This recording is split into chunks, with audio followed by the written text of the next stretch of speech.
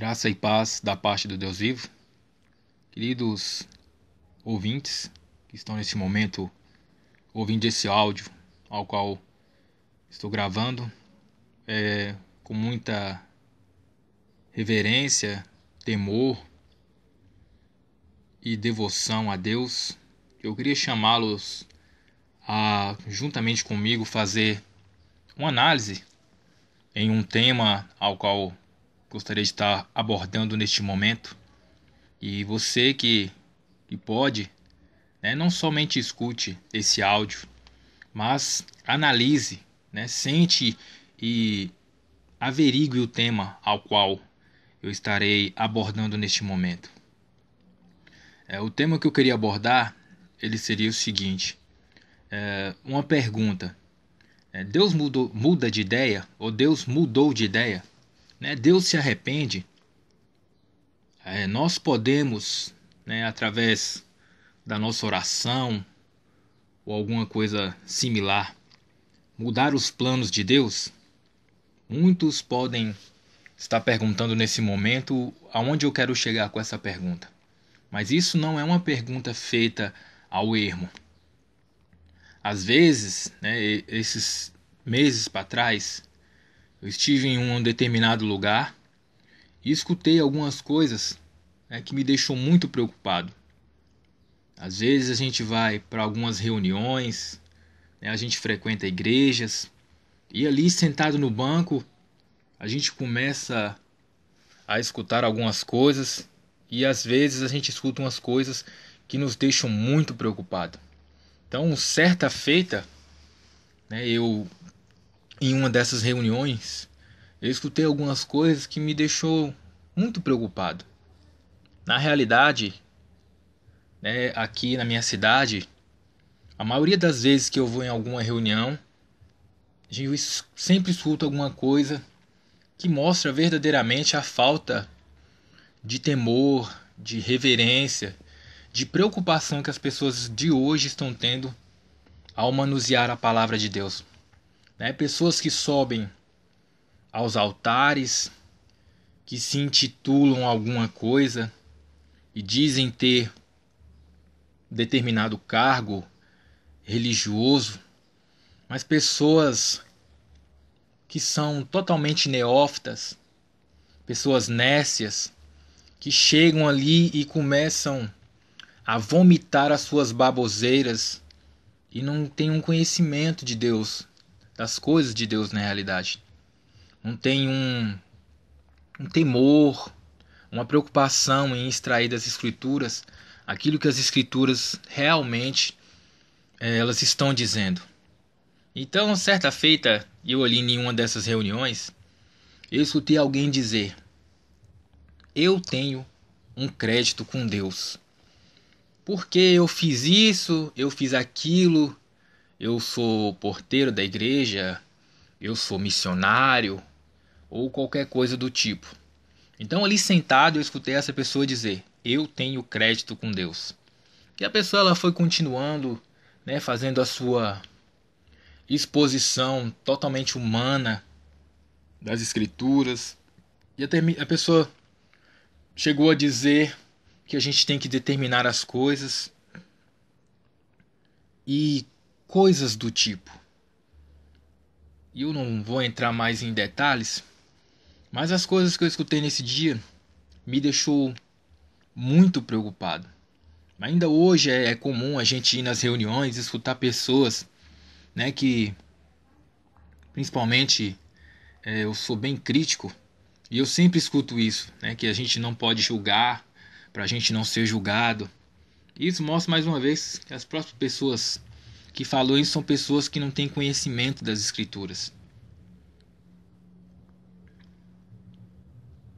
Ainda há pouco tempo atrás eu escutei uma outra coisa que me deixou de cabelo em pé.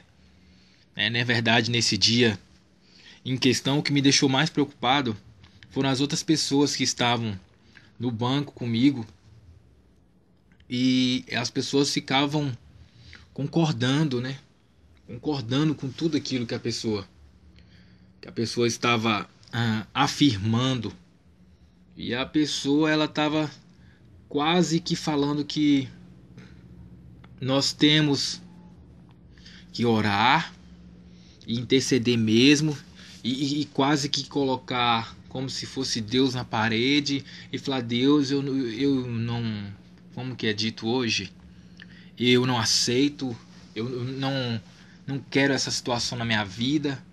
E é o que a pessoa falou, era que é como se nós fôssemos dar conselhos para Deus, porque às vezes Deus ele não está muito bem assertivo com aquilo que ele está fazendo, e a gente pode aconselhar Deus, né? Foi literalmente o que a pessoa falou, que a gente pode dar conselhos para Deus, né? E isso me deixou muito preocupado.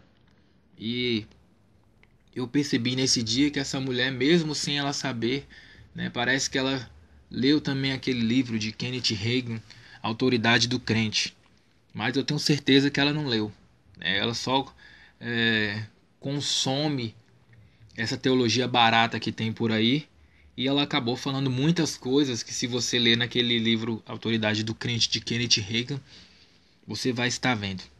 Por isso a questão que eu quero colocar para nós aqui: Deus muda de ideia, né? Nós podemos mudar os planos de Deus. O homem, ele pode, né, dar conselhos para Deus, né? Nós vamos analisar alguns textos, mas antes da gente abrir a Bíblia aqui, eu queria começar falando um pouco sobre os atributos de Deus, né? Nós sabemos que Deus tem atributos que são atributos comunicáveis e atributos incomunicáveis. Os atributos comunicáveis são aqueles que Deus divide conosco, aqueles atributos que Deus tem e nós, quanto seres humanos, nós também vamos ter: amor, temperança, domínio próprio e coisas do tipo, misericórdia. Esses tipos de atributos são atributos comunicáveis.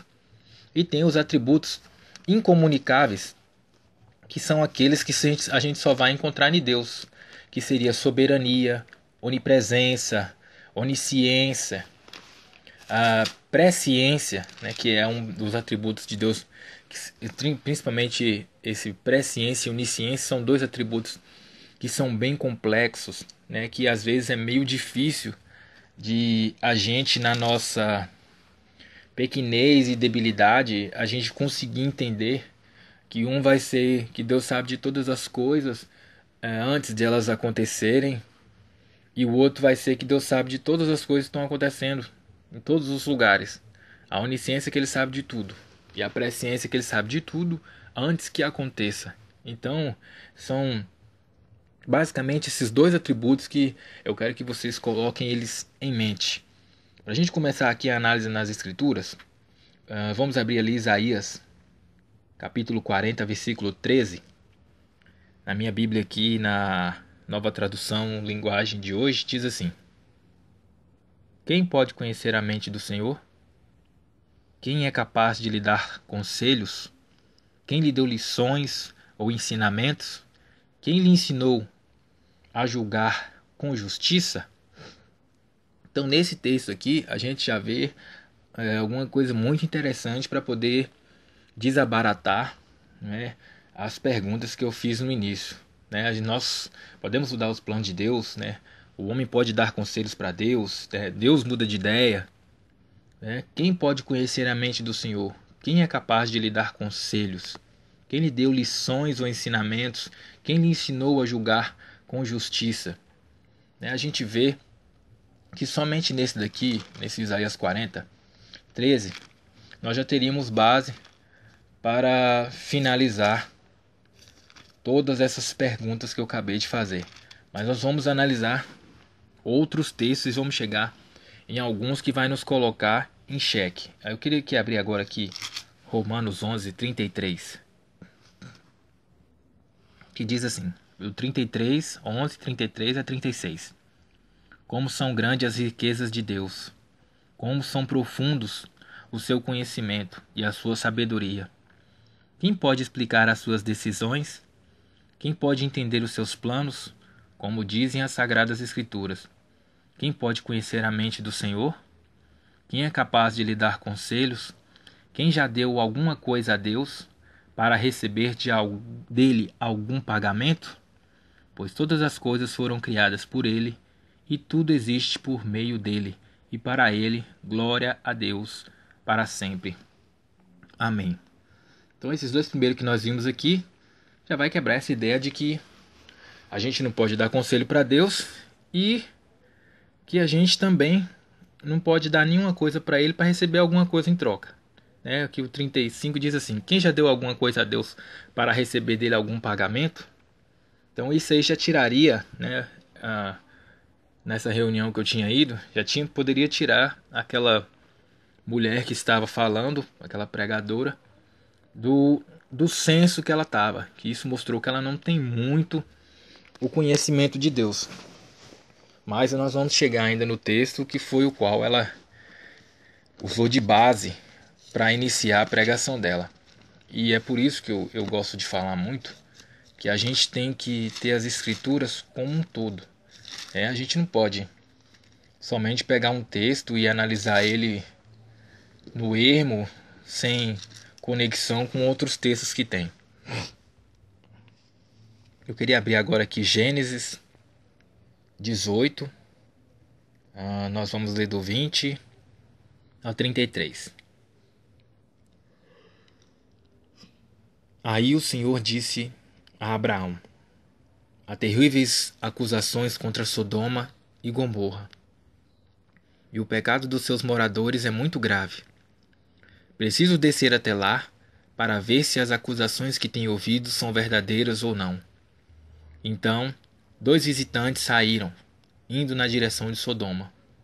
Porém, Abraão ficou ali com Deus, o Senhor. Abraão chegou um pouco mais perto e perguntou: será que vais destruir os bons juntamente com os maus? Talvez haja 50 pessoas direitas na cidade.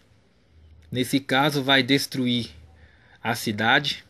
Será que não a perdoarias por amor os 50 bons? Não é possível que mate os bons juntamente com os maus, como se todos tivessem cometido o mesmo pecado. Não faça isso. Tu és o juiz do mundo inteiro, e por isso agirás com justiça. O Senhor Deus respondeu: se eu achar 50 pessoas boas em Sodoma, perdoarei a cidade inteira por causa delas. Abraão voltou a dizer: perdoa o meu atrevimento de continuar falando, pois tu és o Senhor. Eu sou um simples mortal. Pode acontecer que haja 45 pessoas direitas. Destruirás a cidade por causa dessas 45? Destruirás, na realidade, a cidade por causa dessa diferença de 5? Deus respondeu: se achar 45, não destruirei a cidade. Abraão continuou: e se houver 40 bons? Por amor a esses 40 não destruirei a cidade. Deus respondeu. Abraão disse: não fique zangado comigo, Senhor, por eu continuar a falar.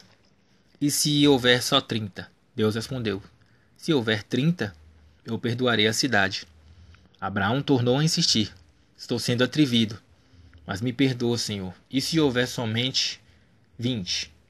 Por amor a essas 20 não destruirei a cidade. Deus respondeu. Finalmente, Abraão disse: não fique zangado, Senhor, pois esta é a última vez que eu vou falar. E se houver só 10? Por causa dessas 10, não destruirei a cidade. Deus respondeu. Quando o Senhor Deus acabou de falar com Abraão, ele foi embora e Abraão voltou para casa. Esse é o texto a qual é a base da nossa análise aqui. Esse e um outro texto que nós vamos abrir aqui em Êxodo e um em Jonas. E aqui fica a questão. Nesse texto aqui, Abraão, mudou os planos de Deus. A intercessão de Abraão mudou os planos de Deus, porque Deus falou que ia destruir a cidade. A gente tem no inicinho do capítulo 18 de Gênesis, ali na verdade onde que a gente começou a ler, nos primeiros versículos ali do 20 em diante, no 20 Deus começa a falar que há terríveis acusações contra Sodoma e contra Gomorra e do pecado dos moradores. E aí depois Deus pega e fala que vai destruir a cidade, né? E Abraão vem e intercede. A pergunta é essa, né?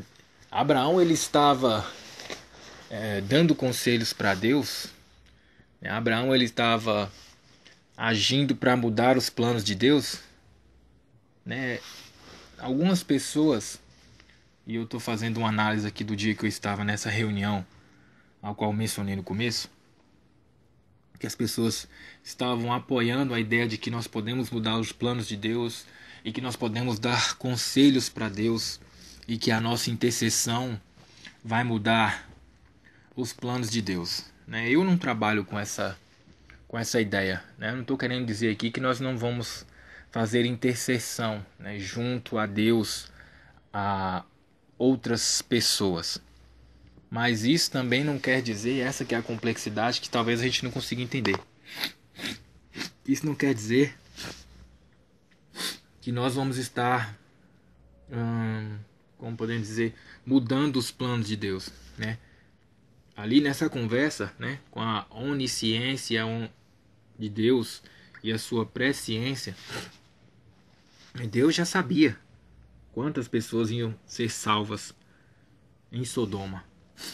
Abraão ele estava ali gastando a saliva dele à toa, né? E Deus é muito mais longânimo do que a gente pensa, porque Abraão ele parou a conta em 10, né? E não tinha 10 justos lá, tinha menos, né? Tinha Ló, suas 2 filhas e sua esposa.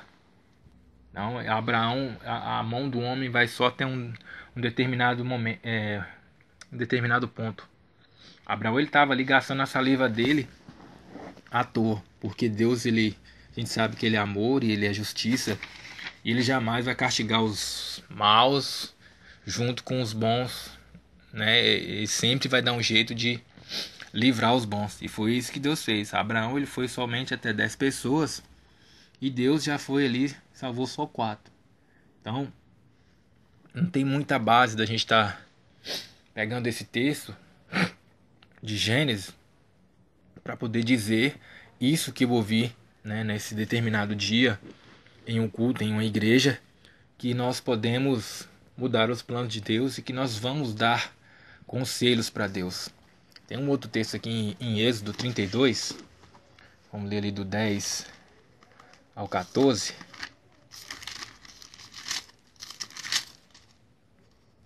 que vai dizer assim: Êxodo 32, do 10 ao 14. Texto bem conhecido, do bezerro de ouro. Vamos do 10. Agora não tente me impedir. Vamos ler o 9. Vamos começar do 7 na realidade. Então o Senhor disse, Deus disse a Moisés: desça depressa, porque o seu povo, o povo que você tirou do Egito, pecou e me rejeitou. Eles já deixaram o caminho que eu mandei que seguissem. Fizeram um bezerro de ouro fundido e o adoraram e lhe ofereceram sacrifício. Estão dizendo que estes são os deuses deles, os deuses que o tiraram do Egito. Eu conheço este povo e sei que é muito teimoso. Agora não tente me impedir, pois vou descarregar a minha ira sobre esta gente e vou acabar com eles. Depois farei de você e dos seus descendentes uma grande nação.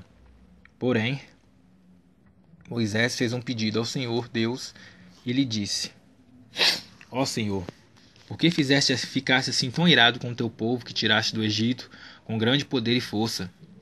Por que deixar que os egípcios venham a dizer que tiraste o teu povo do Egito para matá-los nos montes e destruí-los completamente? Não fiques assim irado, muda de ideia, e não faças cair sobre o teu povo essa desgraça. Lembra dos teus servos Abraão, Isaque e Jacó. Lembra do juramento que fizeste e lhes dar tantos descendentes quantas estrelas há no céu. Lembra também que prometestes que darias aos seus descendentes toda aquela terra para ser propriedade deles para sempre. E agora vem a pergunta novamente aqui, né? Que é tema para a nossa análise. Deus muda de ideia? Né? Moisés, Ele mudou os planos de Deus, porque Deus falou com ele: não tenta me impedir não, porque eu vou destruir esse povo. Né? Moisés mudou os planos de Deus através de sua intercessão. Deus muda de ideia. Aqui na minha tradução, aqui no 12, fala assim: porque deixar que os egípcios venham a dizer que tiraste o teu povo do Egito para matá-los nos montes e destruí-los completamente? Não fiques assim irado. Muda de ideia e não faças cair sobre nós, o teu povo, essa desgraça. Então você tem um texto aqui que diz: muda de ideia. E você tem Moisés, na realidade, ali, se podemos dizer assim, mudando os planos de Deus. Deus estava decidido a destruir aquele povo. E a gente sabe que, apesar de algumas pessoas aqui nesse evento terem sido mortas, a maioria delas sobreviveram. E aí fica a pergunta, né? Deus mudou de ideia? Abraão, através de sua intercessão, ele ali do seu conselho que ele deu para Deus: oh Deus, não faz isso não, porque o Senhor é um Deus justo, o Senhor é um Deus amoroso, não vai pegar muito bem se o Senhor fizer isso não vai ficar muito bem visto. Vou te dar um conselho melhor aqui: perdoa teu povo. Né? Deus mudou de ideia, gente. Deus mudou de ideia aqui nesse texto. Né? Se nós olharmos assim de primeira instância, de forma superficial, vai ficar parecendo que Deus mudou de ideia mesmo. Vai ficar parecendo que Moisés ele mudou o plano de Deus. Mas isso não é claro, né? Lógico que não. Todas essas pessoas que estavam nesse fato aqui, nós sabemos que todas elas foram mortas. Né? Nenhuma delas entrou na Terra Santa. Todas essas pessoas, todo esse povo rebelde morreu e foi destruído, né, durante o período de peregrinação no deserto. Então Deus mudou de ideia? É óbvio que ele não mudou de ideia. Né? Ele falou que ia destruir essas pessoas e elas foram destruídas. A única coisa que Deus fez foi através do pedido de um servo fiel dele, ele recolheu a mão naquele momento. Mas o juízo ainda estava sobre aquelas pessoas e elas foram castigadas, porque elas não se arrependeram, elas não se quebrantaram, continuaram no caminho do erro. Né? E Deus destruiu essas pessoas. Então esse é o perigo. Quando a gente olha um texto de uma forma superficial, né, a gente tem um entendimento completamente torto, um entendimento errôneo e acaba dizendo coisas que não são muito legais. Você ainda tem ali no livro de Jonas, o 3, Jonas 3:10. Jonas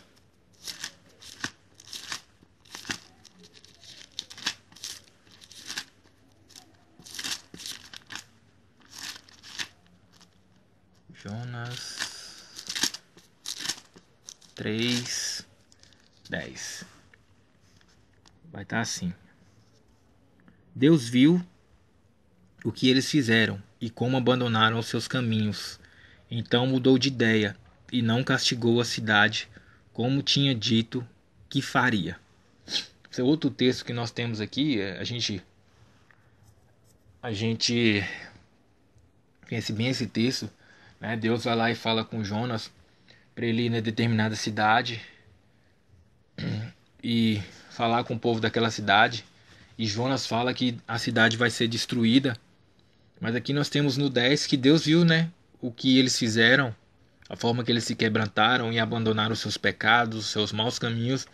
Então Deus mudou de ideia e não castigou aquela cidade como ele mesmo disse que faria. E aí fica de novo a pergunta: Deus ele se arrepende? Eu acho que ainda não toquei nesse.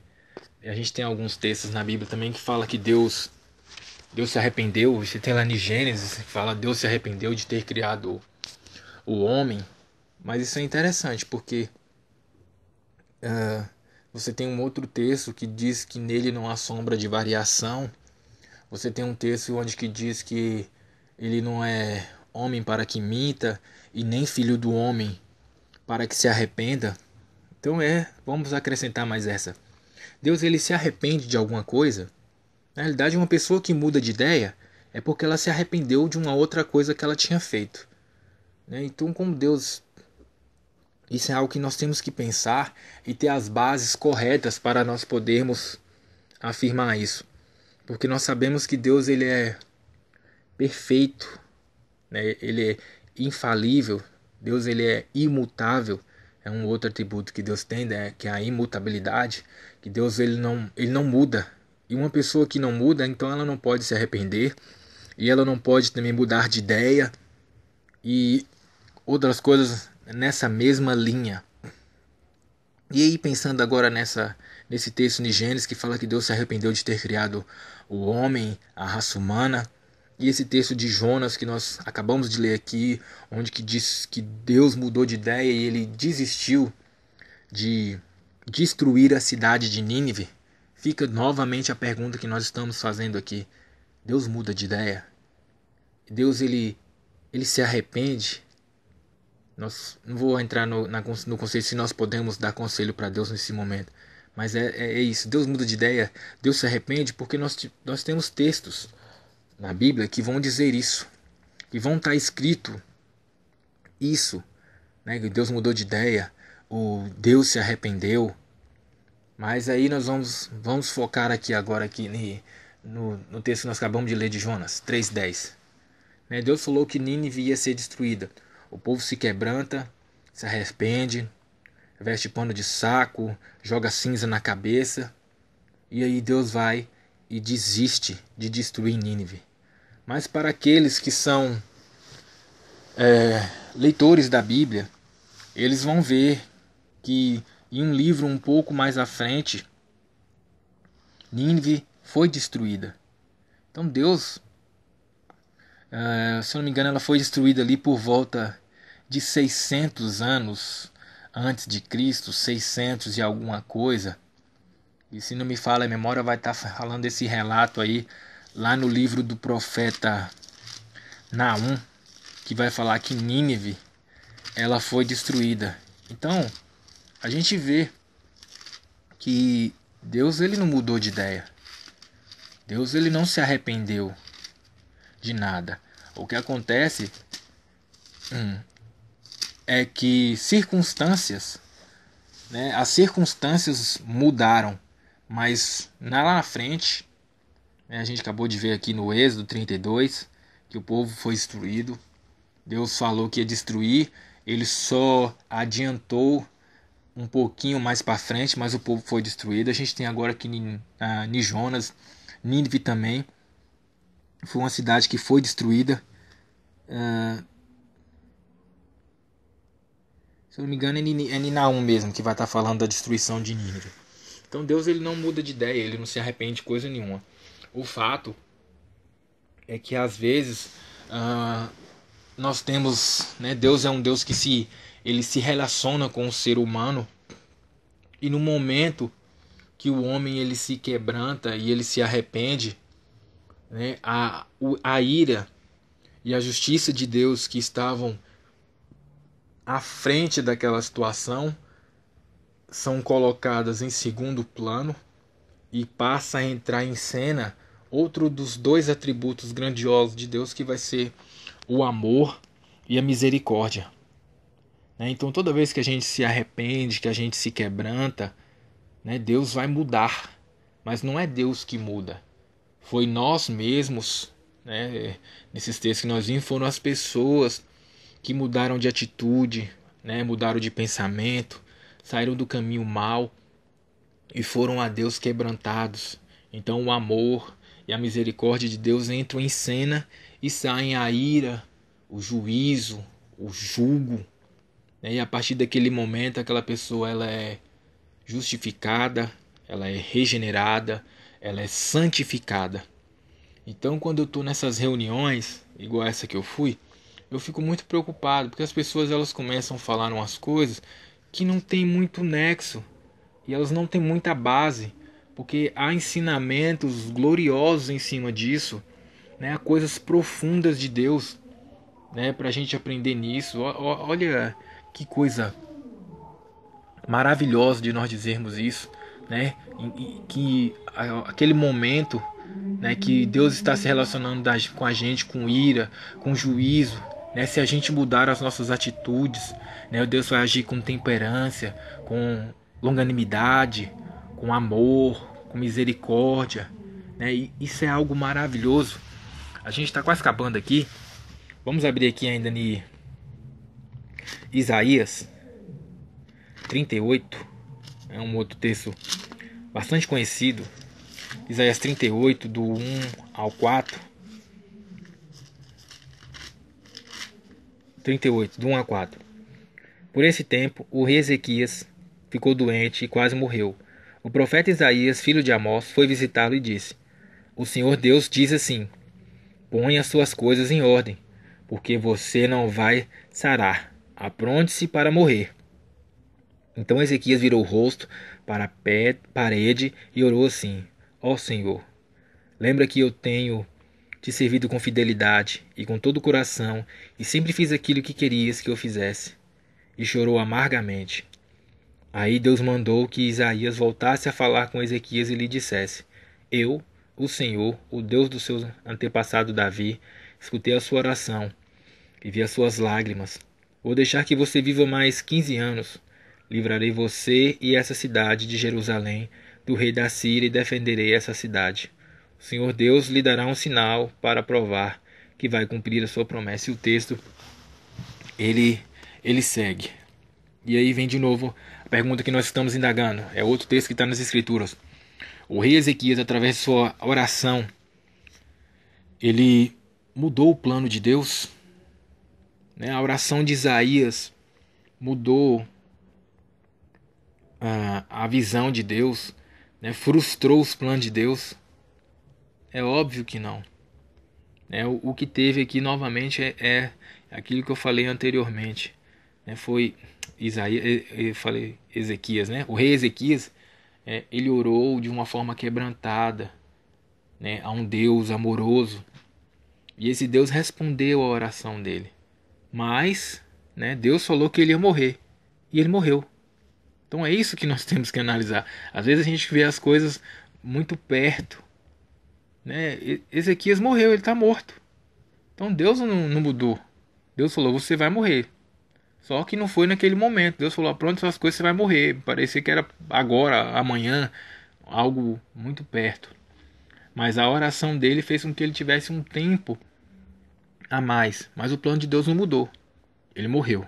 Ele continua morto. Ele vai ressuscitar quando todos nós, né, se ele voltar e nós já estivermos mortos, nós também vamos ressuscitar, assim como Ezequias. Então, o que eu estou querendo mostrar aqui é a forma que nós temos que analisar os textos, né, como se fosse com a pá e cavar um pouco mais fundo.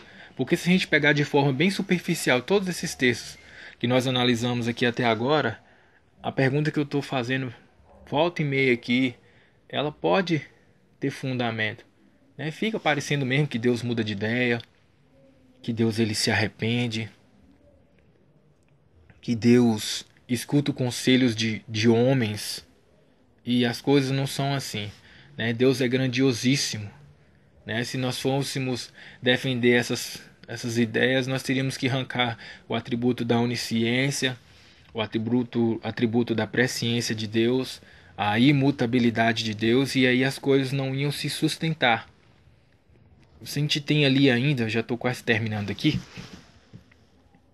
seria em Números 23:19, já foi o texto que eu falei anteriormente, que vai dizer que ele não é homem para mentir, e nem filho do homem para se arrepender. Mas esse eu não vou abrir não, porque eu já falei ele aqui anteriormente, acabei de ler também. A gente tem ainda em Gênesis 6:6, aquele outro texto que eu falei anteriormente também, que nele não há... Na realidade não, vamos abrir aqui Gênesis 6:6. Pensei que estava falando de uma coisa, mas na realidade é de outra. A gente já está chegando no final aqui. Gênesis 6:6, que vai dizer assim, vamos começar do 5. Quando viu que as pessoas eram muito más e que sempre estavam pensando em fazer coisas erradas, ficou muito triste por haver feito seres humanos. o Senhor ficou tão triste e com o coração tão pesado que disse: Vou fazer desaparecer da terra essa gente que criei, e também todos os animais, os seres que se arrastam pelo chão, as aves, pois estou muito triste porque os criei. Mas o Senhor Deus aprovava o que Noé fazia. Só até aqui. A minha tradução, eu já tinha falado que é a NTLH, a nova tradução linguagem de hoje, e a minha traz que Deus ficou triste. Mas há algumas bíblias que elas não trazem isso. Elas trazem no texto, eu vou ver se eu acho uma...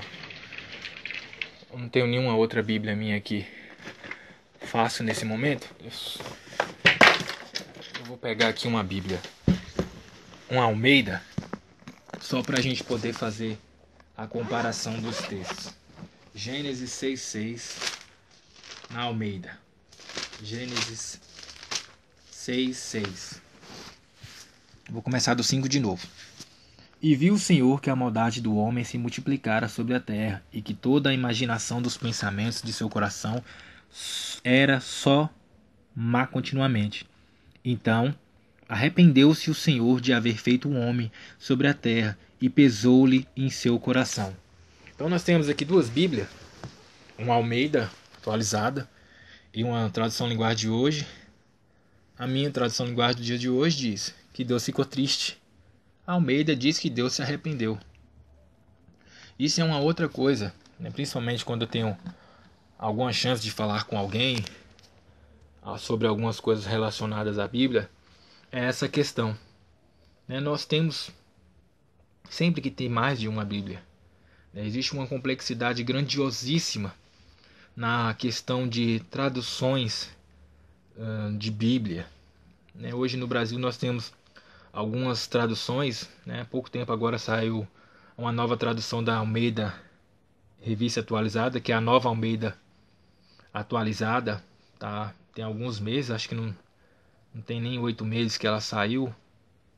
Se tiver mais do que isso, é um pouquinho só, né? Então nós temos algumas variáveis, algumas pessoas que elas falam algumas coisas contrárias sobre a tradução linguagem do dia de hoje, mas eu gosto muito dessa Bíblia, sei de algumas limitações que ela tem, por isso que eu tenho sempre outras para poder fazer comparações, né? E da forma que ela colocou esse texto Gênesis 6:6, eu entendo que é a forma mais correta de dizer, né, que Deus viu.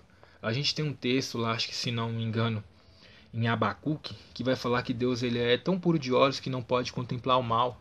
E eu acho que foi essa base que eles usaram para poder traduzir Gênesis 6. Diz que Deus olhou e viu a maldade do ser humano e Deus ficou triste. É claro que essa não é uma tristeza como uma tristeza humana igual a que nós temos, mas foi de uma forma muito boa essa tradução, né? Essa mesma coisa que nós estamos aplicando em Gênesis 6:6, nós temos que fazer essa aplicação a outros textos.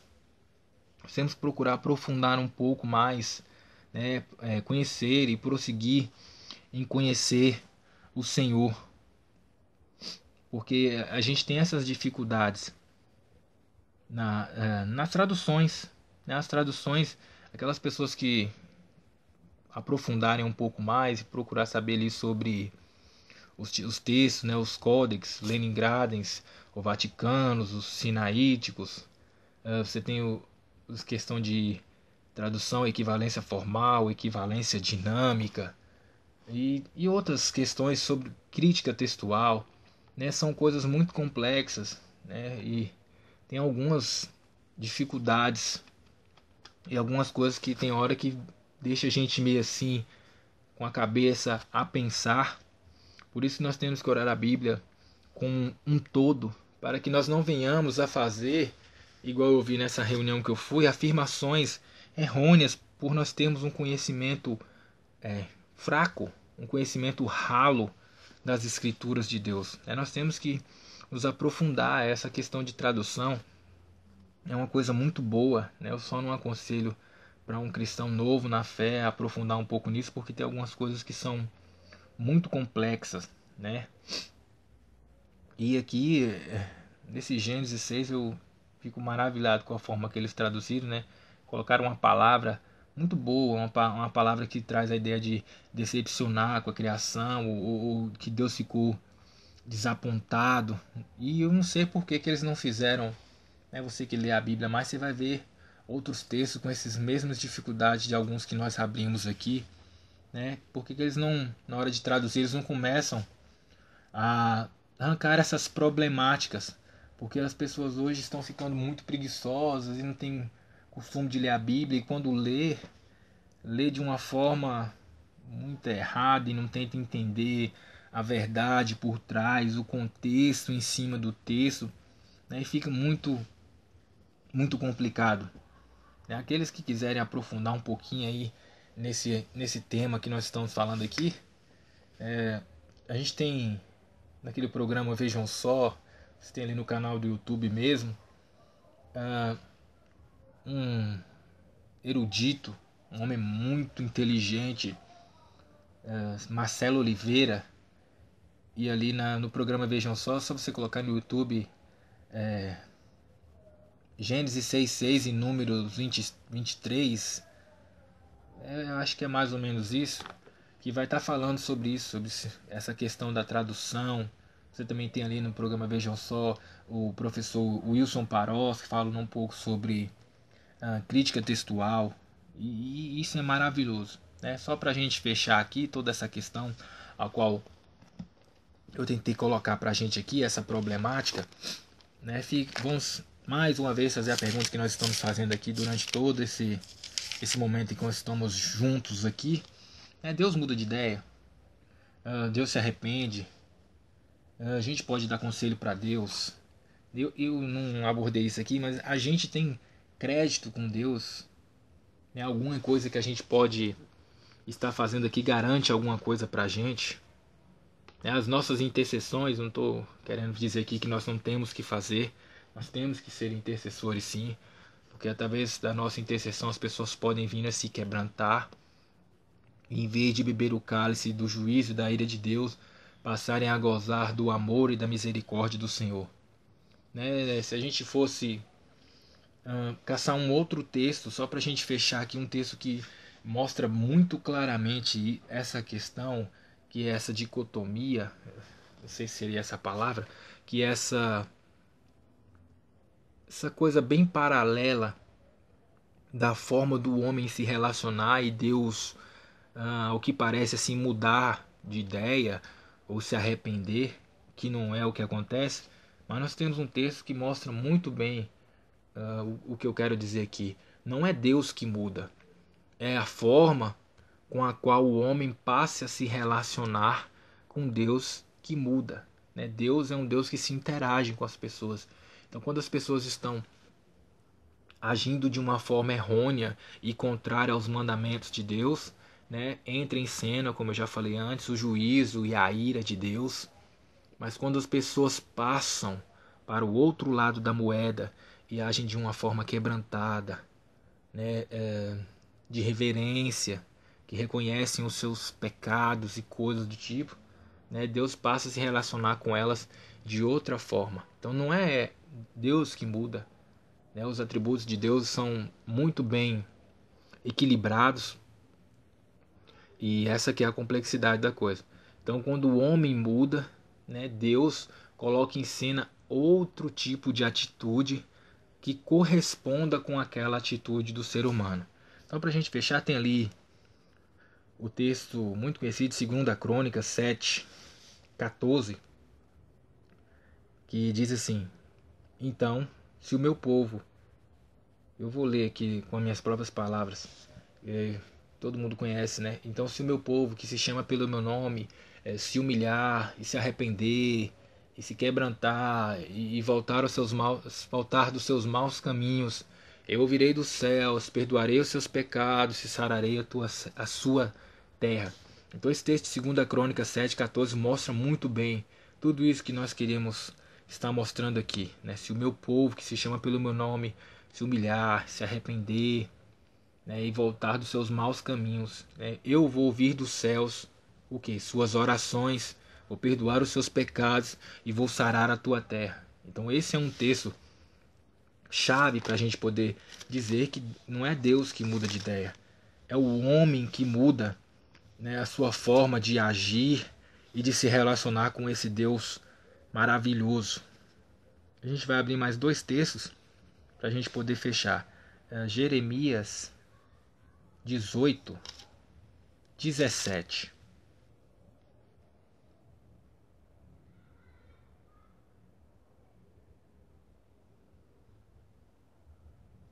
Eu acho que eu anotei errado aqui. É 18, 7. Jeremias 18, 7. Em qualquer momento, posso dizer que vou arrancar, derrubar ou destruir qualquer nação ou reino. Mas, se essa nação ou esse reino abandonar a sua maldade, então eu mudarei de ideia a respeito daquilo que tinha prometido fazer. Mas eu também posso dizer que vou fundar ou construir qualquer nação ou reino. Mas se essa nação fizer o que é mal e não obedecer, então mudarei de ideia a respeito daquilo que tinha prometido fazer. Então, esse aqui mostra a forma que eu estou falando, né? Aquela do texto coloca aqui, mudei de ideia. A gente já viu aqui que essa não é a ideia, né? Às vezes, por falta de uma palavra que exprima melhor o significado, é colocado algumas palavras que dá um entendimento, mas pode dar um entendimento errado. Mas aqui mostra essa análise que eu quis fazer aqui desde o princípio. E se o povo se arrepender, eles vão passar de um determinado cenário para outro cenário. Mas se eles não se arrepender, eles vão gozar da ira, do juízo e do jugo de Deus. O último texto aqui para a gente fechar, Jeremias 17, 10. Eu, o Senhor, examino os pensamentos e ponho à prova as orações. Não, eu, o Senhor, examino os pensamentos e ponho à prova os corações. Eu trato cada pessoa conforme a sua maneira de viver, de acordo com o que ela faz. Então, meus queridos, aqui termina essa breve análise. Claro que nós poderíamos ter abrangido o tema e os textos que nós olhamos aqui de uma forma muito mais complexa, mas isso aqui ia fazer ficar muito grande esse áudio que nós estamos gravando aqui. Então Deus, ele coloca à prova os corações, ele examina os corações, né? Que a gente tenha isso em mente. Esse último texto que nós lemos aqui de Jeremias 17, 10, que exprime bastante o que nós falamos. O Senhor examina os pensamentos, põe à prova os corações e trata cada pessoa conforme a sua maneira de viver e de acordo com o que ela faz. Então são os nossos atos, são as nossas atitudes, né, perante Deus, que vão nos mostrar qual lado da moeda com o qual nós seremos agraciados, né, da presença de Deus. Né? Se nós somos fiéis, né, Jesus Cristo disse: se vocês forem os meus discípulos e ouvirem os meus ensinamentos, né, se vocês ouvirem meus ensinamentos, é mais ou menos isso, vocês verdadeiramente, como que é? Agora me falhou aqui. Se vocês forem seguirem meus ensinamentos, vocês conhecerão a verdade e a verdade vos libertará. É mais ou menos nessa linha que nós temos que andar, né? Se nós andarmos no caminho do Senhor, né, nós vamos estar de mãos dadas com Ele.